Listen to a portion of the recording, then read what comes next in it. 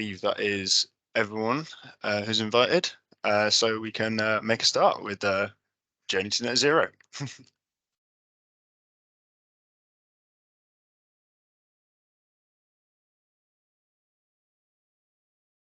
So my name's Toby. I'm a graduate engineer at Discerner and a low carbon consultant.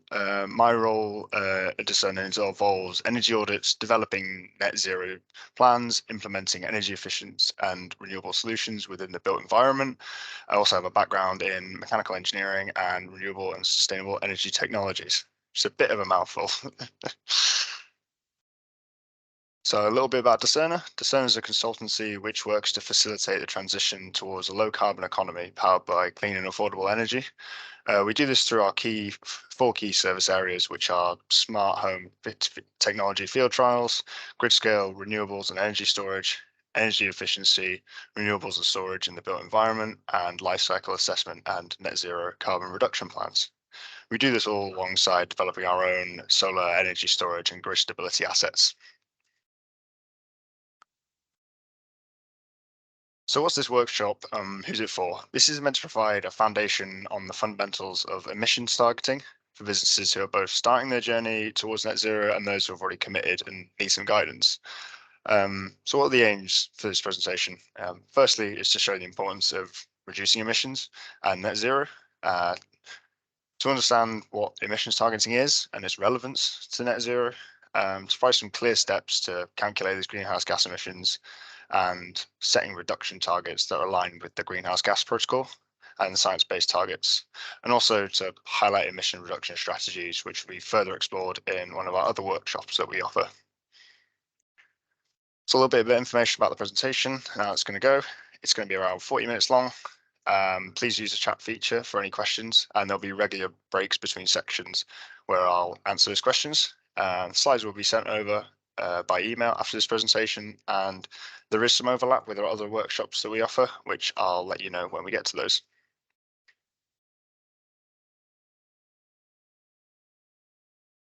So firstly, I'd like to just go over the state of the current global emissions. Emissions have been linked to increasing global temperatures. From the graph, you can see global emissions have drastically increased since 1950. So what's been done about this? In 2015, the Paris Agreement was signed by 196 parties at COP21.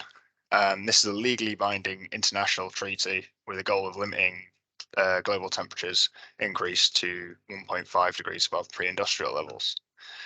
To achieve this, greenhouse gas emissions need to be reduced by 43% by 2030. And to achieve this is where net zero comes in.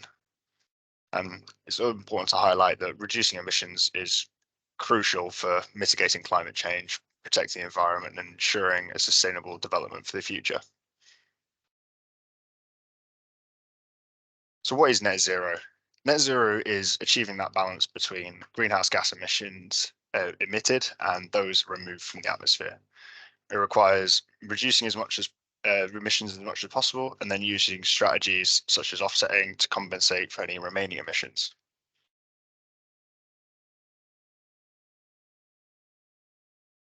So why should you reduce carbon emissions? Businesses contributed around 18.7% of the UK's emissions in 2022. So any reduction in that will have a significant impact. As well as addressing the global challenge of climate change, reducing emissions can offer many opportunities for success and growth for businesses, as adopting sustainable practices can strengthen customer loyalty, help a business gain competitive edge, and increasing the energy conscious marketplace. Another benefit of reducing carbon emissions is that they can lead to substantial cost savings through increased energy efficiency, streamlining operations, and optimized resource management. And again, with the recent developments in the UK government, the UK still has an obligation to be net zero by 2050.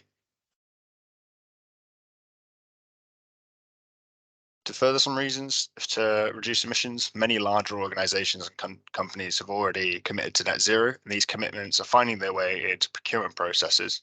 So as organizations look to reduce their scope 3 emissions, which is their supply chain emissions, they'll then They'll then look at the supply chain and how they can reduce or eliminate those types of emissions. So if a business is part of a supply chain, then they'll be affected by this, and they may need to reduce their carbon emissions, or else larger organizations may start to look elsewhere for a lower carbon supplier, which will help them reduce their emissions.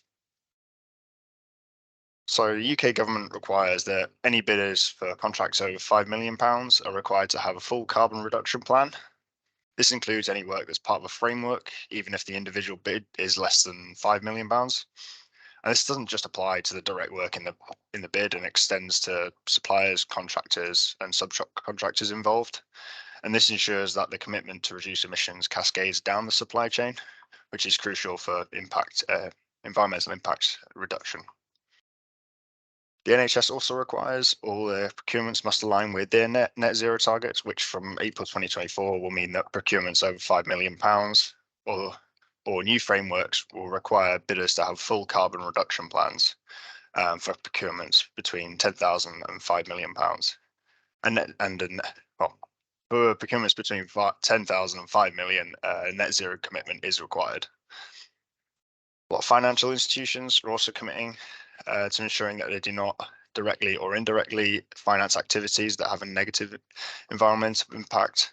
And main contractors on supply chains such as Ericsson, IKEA, BT already committed to reducing their greenhouse gas emissions. So many of them are looking to reduce their scope 3 in their supply chains. So just have a little pause for a minute, and if there's any questions, feel free to ask.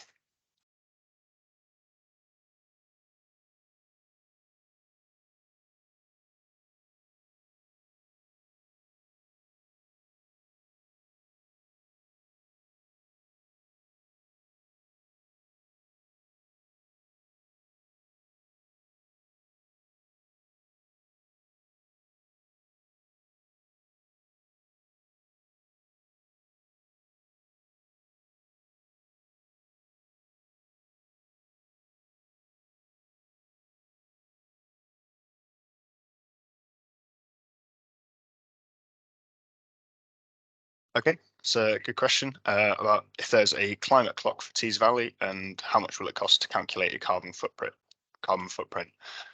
So Tees Valley, I'm not aware that they have a climate clock, but the net zero commitment to 2030 of 2030 or 2050 does exist. So in essence, that is a clock.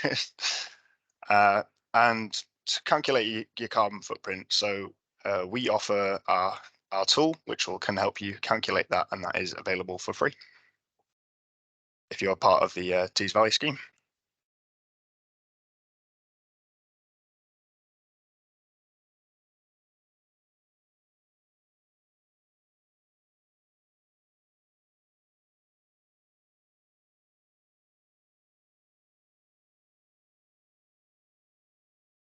Okay, so how to get access to the tool. So we are able to send that over to you after this if you're interested in joining that, and it's part of our process.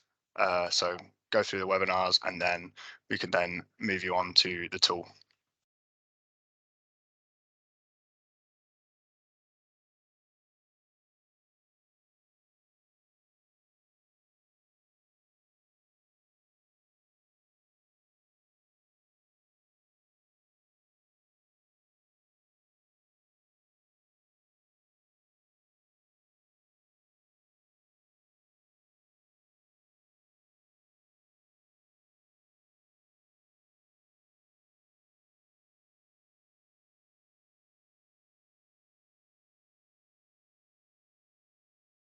So in answer to having it as an API embedded into a website, I don't think that's available at the moment.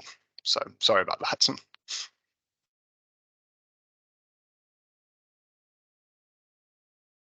Okay, so there's no more questions. We can move on to the next section. So first thing on your journey towards net zero as a company would be for a base year assessment, which we're going to explore in some more detail.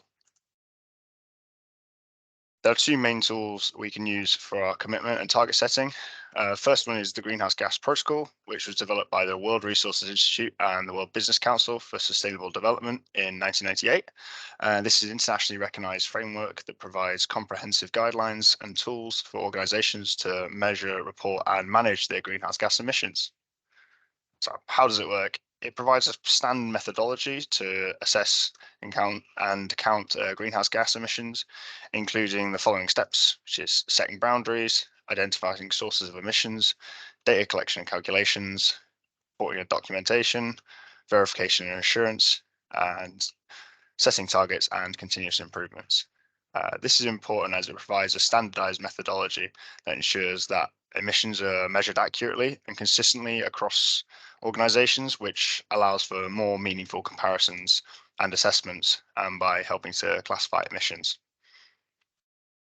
The Greenhouse Gas Protocol also helps to identify and prioritize emission sources and establish comprehensive emission reduction strategies. Is often integrated into a broader sustainability and reporting frameworks, such as the Global Reporting Initiative. So we're going to go a brief overview of the different scopes of emissions and the different sources under those scopes. So the first one will be Scope 1 emissions, which is the direct emissions from sources owned or controlled by the company. So your Scope 1 emissions are what you burn. So that'll be your gas or oil burning boilers or non-electric vehicles that are owned by a company, or any leaks from refrigeration and air conditioning units and process emissions from factory fumes and chemicals. Scope 2 are those indirect emissions from the generation of purchased energy, such as grid electricity or heating from heat networks or the generation of purchased steam.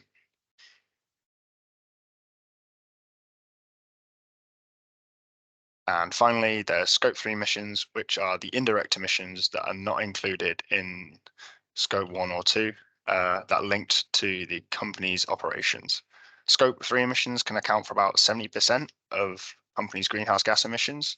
And examples of this include business travel, employee commuting, and emissions related to the production and purchase of goods and services, as well as investments, and waste disposal. This can be a very broad area, and there's lots of different categories involved in this, which can, again, contribute a large proportion of a company's greenhouse gas emissions.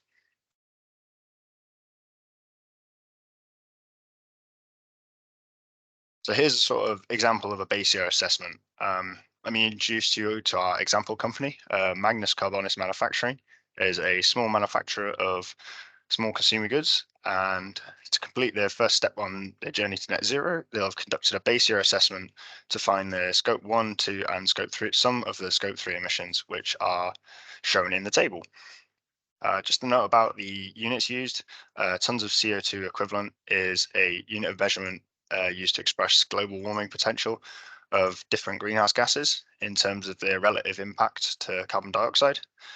The most obvious emission source in the table where this applies would be the refrigerant losses. The refrigerant itself does not contain any CO2, but the refrigerant gas will trap heat in the atmosphere more effectively than CO2. So it's given an equivalent value to show how much CO2 would produce the same warming effect. The rest of the table, you can see the majority of Magnus Carbonis Manufacturing's emissions are in the Scope 3 category, which is typical for most businesses. So I'll take another pause. If there's any questions about Scope 1, 2, and 3 emissions and any of the base year assessment, feel free to ask them.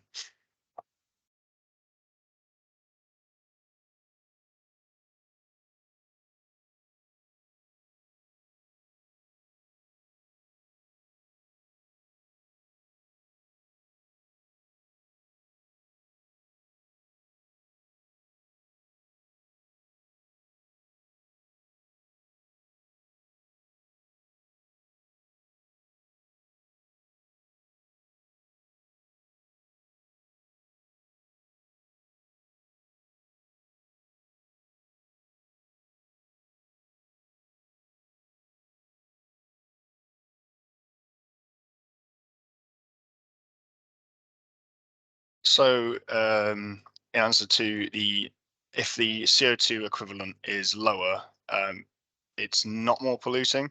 So, if you've got a lower CO2 equivalent, that means there's less carbon dioxide.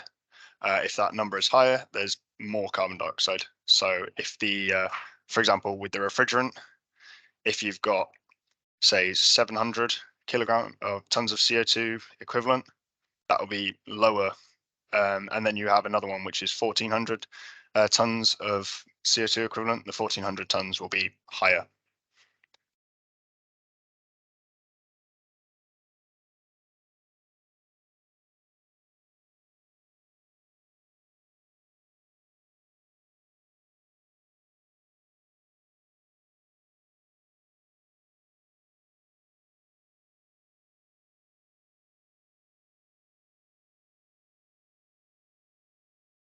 Okay, if there's no more questions, we can move on to the next section. So the next step on our net journey towards net zero would be commitment and target setting. Another tool we can use for this is the Science-Based Targets Initiative. This is a collaborative effort between several organizations, including the United Nations Global Compact and the World Resources Institute and the Worldwide Fund for Nature, and the Carbon Disclosure Project, along with some others. The primary goal of Science-Based Targets Initiative is to help businesses and organizations set and achieve scientifically grounded targets for reducing their greenhouse gas emissions. So how does SBTI work? So the net zero standard laid out by SBTI requires companies to set near and long-term targets um, by 2050, either by 2050 and by reducing and neutralizing greenhouse gas emissions. Any targets made with SBTI will be in line with the Paris Agreement, and this helps to ensure that emissions targets are ambitious enough. Any targets made with SBTI will show companies how much and how quickly they'll need to reduce their greenhouse gas emissions to be in line with the Paris Agreement and prevent the worst effects of climate change. Companies will need to disclose some information to SBTI for validation, and these will include things such as emission reduction targets, base and target years, annual emissions, methodology used, and any supporting documentation such as calculations, assumptions, and boundaries.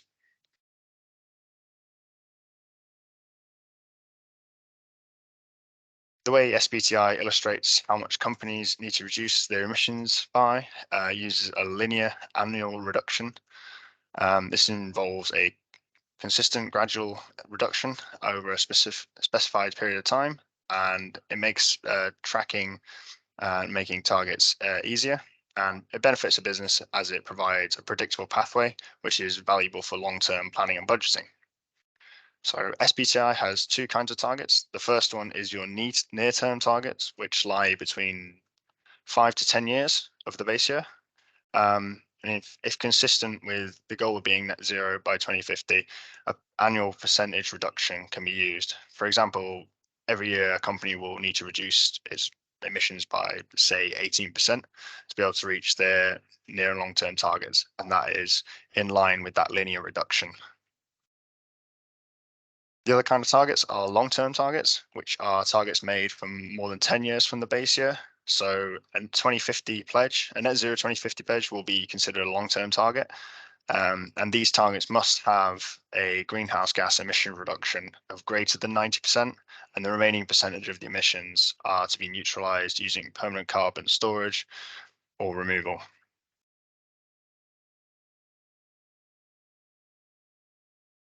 So what are the benefits of science-based targets? Science-based targets are supported by leading scientific organizations and initiatives.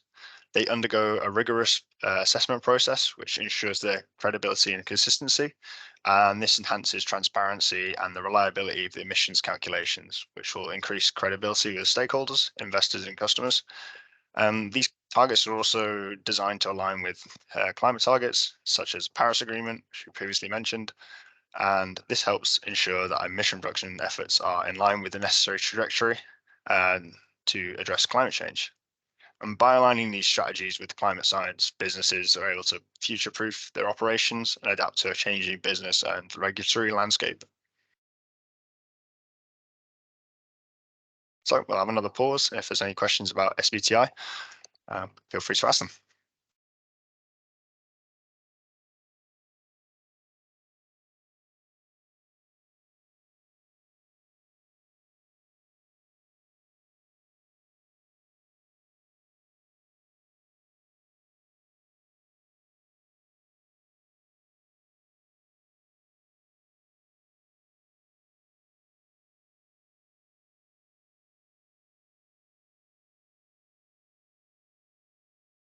Okay, I see no question about that section. So we can therefore move on to the next section, which is the emissions reduction plan.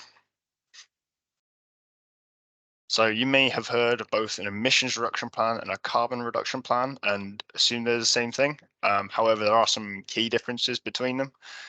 Anyone can make an emissions reduction plan and put in it what they please. This can include all emission scopes or none at all, and instead can use a custom method of categorizing emissions. But because there's no requirements for an emissions reduction plan, it's not really a recognized document.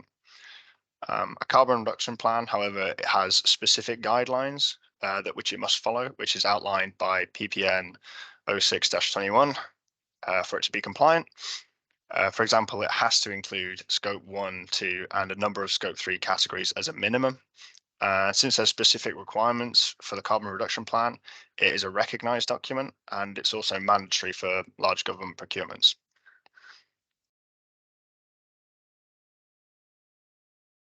So, what's our example company's emission reduction plan? They have planned to make short and long-term targets in line with SBTI to be net zero by 2030. To reach net zero by 2030, they need to reduce their emissions by 17 tons annually. They plan to conduct a company-wide assessment to find areas of hotspots where they can reduce their emissions. The three main areas that they're going to focus on are the energy usage, behavioral, and supply chain. This is expanded further in our low carbon interventions workshop that we offer. So examples of reduction methods of carbon reduction include energy efficiency lighting, new and more efficient equipment, lower carbon heating, such as heat pumps, and other employee incentives, such as salary sacrifice EV scheme. So, any questions about from that section?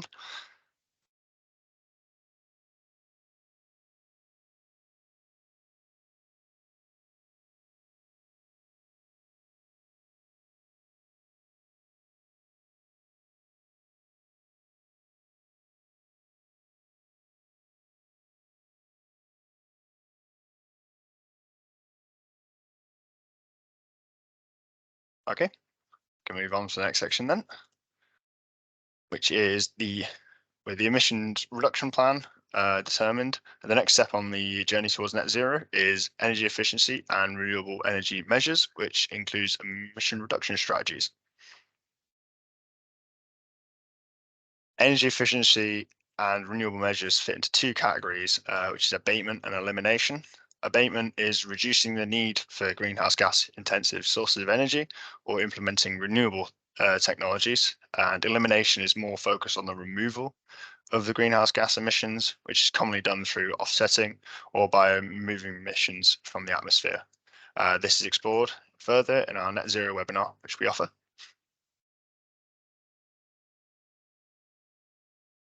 So some examples of abatement elimination would be in installing LED lighting, as LED lighting is more efficient than your traditional halogen lighting or fluorescent tube lighting. This will reduce the energy demand, which will therefore reduce your carbon emissions.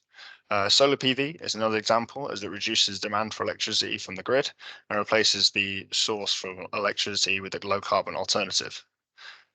Energy saving schemes that focus on behavioral changes can also be used and are an example of abatement elimination. Now, this can take a form of encouraging workers to turn off equipment at the plug when it's not in use or not using hot water when necessary.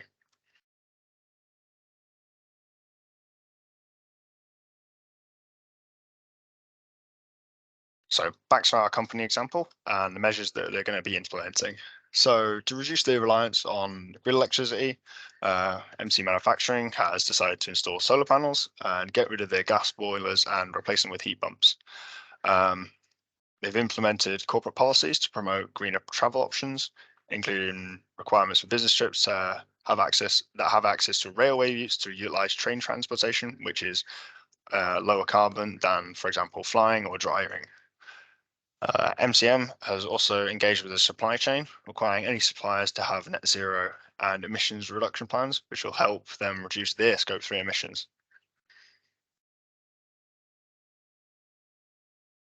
So, any questions from that section?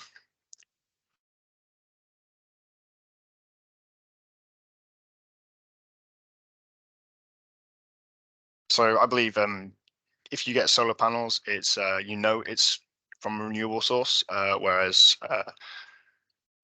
the way suppliers buy electricity, they buy credits. So, and it's not all the time certain where that energy's come from with the credits they bought. So if you want to ensure that your electricity is renewable and clean, go for solar panels.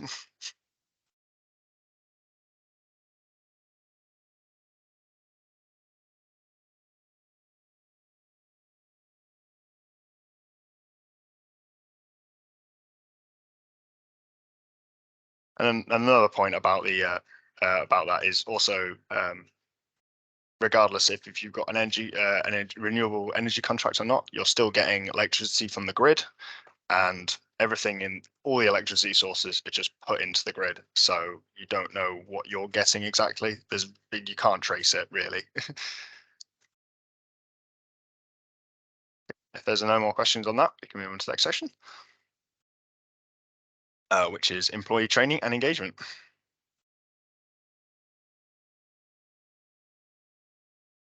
So an important part of net zero is employee engagement, as it helps employees understand what net zero is and its goals. If everyone in a company understands what the goals of net zero are, it makes them easier to achieve, as people are more likely to engage positively if they understand why it's being done. Examples here show some commonly used methods to engage employees, and these are again expanded further in our decarbonisation masterclass that we offer.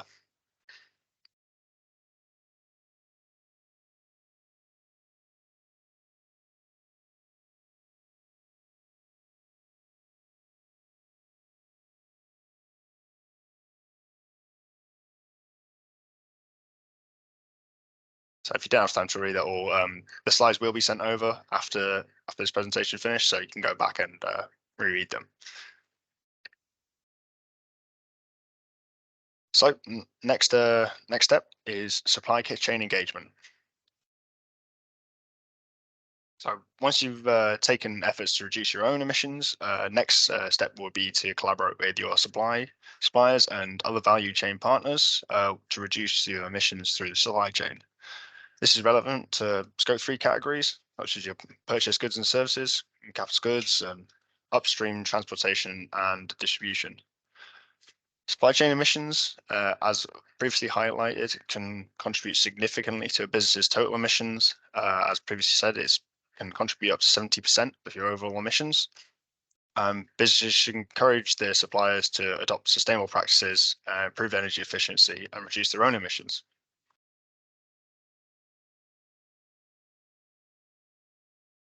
So here's back to our company example. A major hotspot for supply chain emissions for MCM is the transportation and distribution of its products within the local area. Currently, the company MCM uses for the distribution of its products operates some old vans, which are unreliable and inefficient. So after discussions with the distribution company and showing that upgrading the fleet will reduce fuel and maintenance and utilize costs significantly, the distribution company has decided to purchase some modern electric vans. With the low emissions vans then being used, MCM has successfully engaged their supply chain and reduced their scope 3 emissions.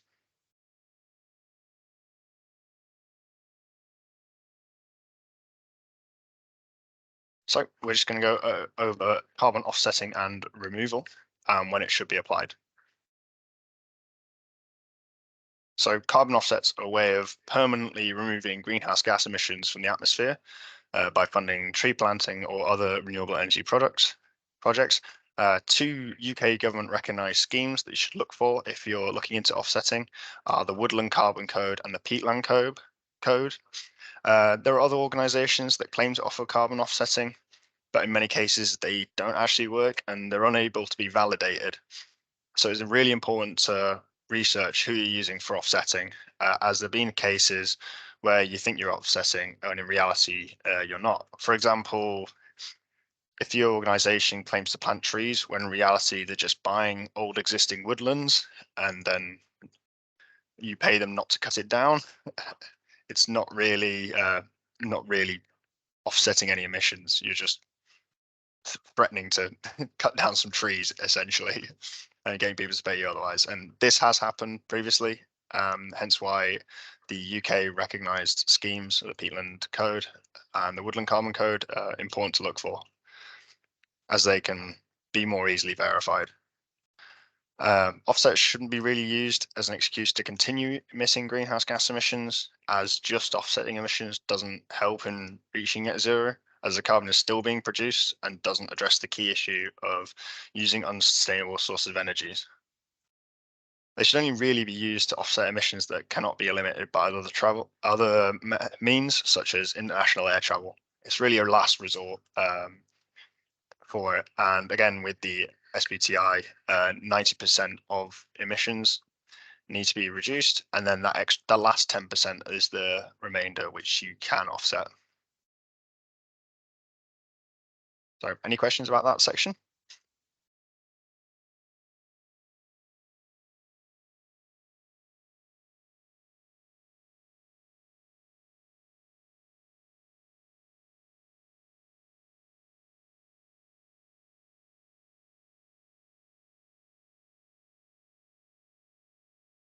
Okay, we can move on to the next section, which is the monitoring and reporting, and is our final step on our journey to net zero. So to ensure, or going back to our example company, to ensure that the data is accurate and reliable, they've decided to conduct regular reviews and validation of the data. This can be by comparing against industry benchmark figures, establishing a monitoring system that tracks and controls their emissions data throughout the reporting period, or engaging a third-party experts or auditors to conduct independent review and validation of their emissions data. SBTI is an example of an organization that will be able to do this, or will be able to validate the results. So there are some benefits of reporting these emissions, as it demonstrates a commitment to transparency and builds trust and holds companies accountable for the emissions they produce. And in many cases, as explained earlier, with the NHS requirements or the UK's government commitment to net zero, it ensures compliance with laws and regulations, which help avoid penalties and any legal issues. It also helps to track progress and set targets and compare performance against benchmarks and peers, so you can see whether you're above or below average in your emissions. This all comes together to provide insights for decisions and identifies emission reduction opportunities and prioritizes actions. So continuous improvement is an important part of the validation process and refers to an ongoing effort by companies to reduce and optimize their greenhouse gas emissions. And this is done as the reduction of greenhouse gas emissions is very rarely or practically feasible in one push. So by reducing these emissions over time, it becomes a lot more feasible. Changes also may happen within the company, which will affect the greenhouse gas emissions, which then affect the targets, such as new employees or additional assets. By making continuous improvements, this can help counteract this, so the company is still moving forwards towards their emissions targets. So, final note about continuous improvements. If our example company, MC Manufacturing, have reduced their greenhouse gas emissions by 95% of their base year, and they've used some carbon offsets to reduce or neutralize the remaining emissions, then they can say they've reached net zero. If they then stop monitoring these emissions after they've achieved this and the company doubles in size, and so does their energy consumption and their greenhouse gas emissions, will also be expected to increase. And because they haven't made continuous improvements to mitigate for the fact that they've increased in size, um, they will no longer be able to say that they're net zero, and they'll lose their SBTI certification.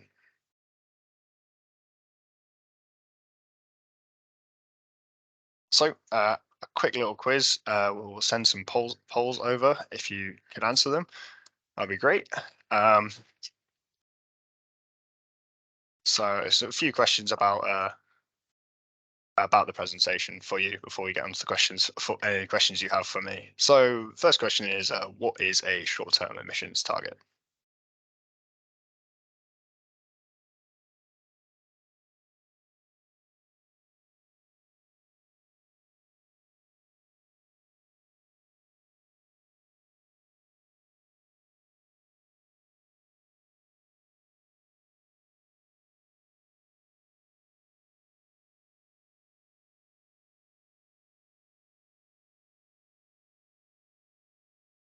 Okay, so the answer to that is C, which the emission reduction target is has a time frame between 5 to 10 years.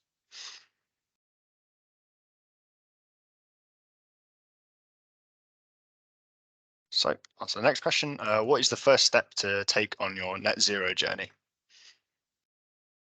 Is it A, installing energy efficiency, energy reducing measures such as LED lighting? Could it be B, creating a carbon reduction plan, or C, conducting a base year assessment?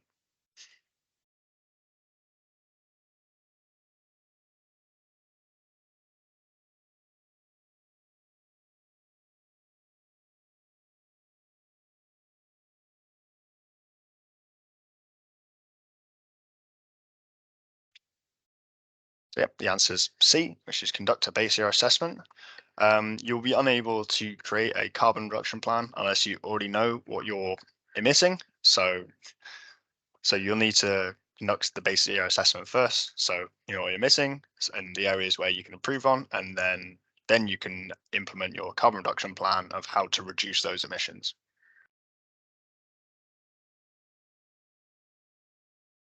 So final question, when should carbon offsets be used according to SBTI?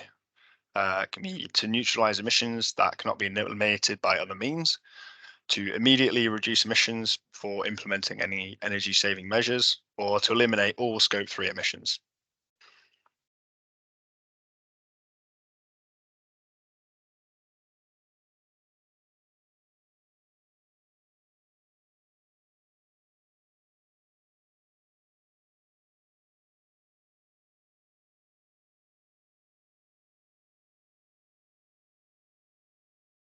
Okay, so the answer is to neutralize emissions that cannot be eliminated by other means. So as previously said, offsets should only be used as a last resort and to get rid of those emissions that you can't get rid of or can't reduce by other means. So it is mostly important to reduce your emissions first before then offsetting anything that you can't reduce. So that's the end of the questions I have for you. So if you have any questions you'd like to ask me, feel free to go ahead.